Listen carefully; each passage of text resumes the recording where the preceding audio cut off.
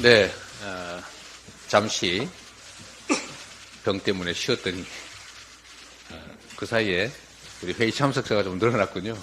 네.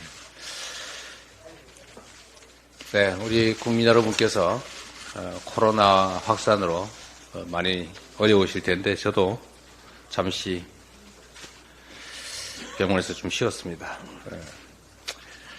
참 인생 경제도 그렇고 세상 사는 게 어려운 것 같습니다. 실질 임금은 줄고 고금리가 계속되면서 소비도 위축되고 있습니다. 2분기 소비 판매가 14년 만에 최대 하락폭을 기록했다고 합니다. 추석을 앞둔 국민들의 걱정이 그야말로 한가득입니다. 곡감, 대추, 밤, 이거 재수가 작년보다 20% 이상 올랐다고 하네요. 정말 문제입니다.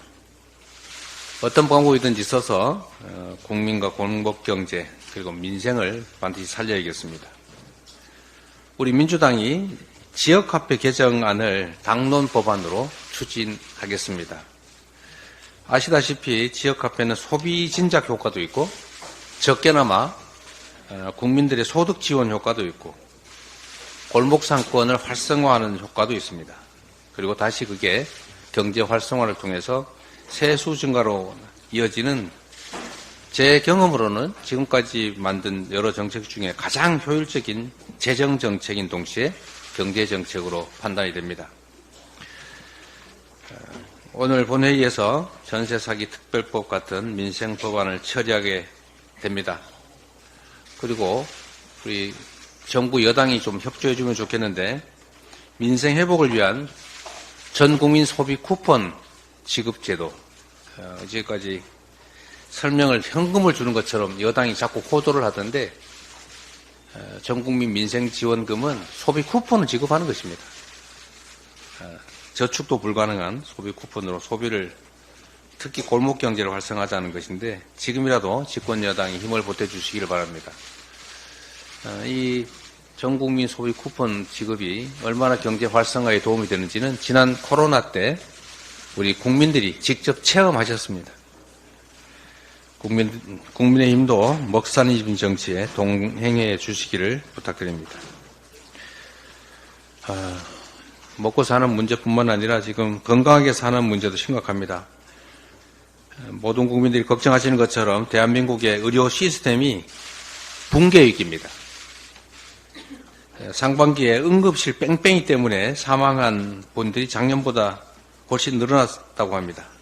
지금 이 순간에도 응급실에 가지도 못하고 앰뷸런스 안에서 발만 구르는 그 환자와 가족들이 너무 많을 것입니다. 이 정부가 이에 대해서 근본적인 대책을 세우는 게 아니라 경증 환자를 분산하겠다면서 응급실 본인 부담률을 90%까지 인상했습니다. 이게 대책입니까? 차라리 응급실 앞에 경찰 세워두고 검문하는 게 나을지도 모르겠습니다.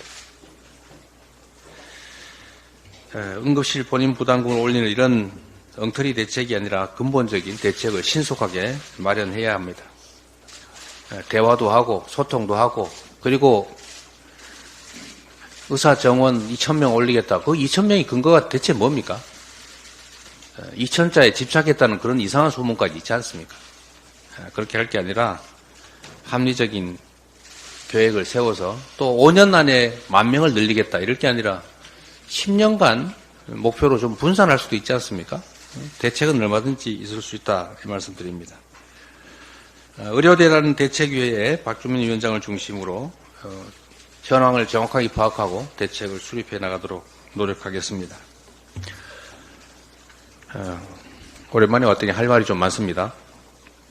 이 딥페이크 성착취물 피해가 심각합니다. 이거는 우리 앞에 도래하는 소위 인공지능 시대의 빛과 그림자 중에 아주 어두운 그림자라고 하겠습니다. 버튼 하나로 인격을 말살하는 딥페이크 성착취물, 이거는 정말로 중대한 범죄라는 인식을 가져야 합니다. 그리고 그 피해자 보호를 위한 대책도 신속하게 마련해야 되겠고 재발 방지를 위한 대책도 꼭 필요합니다.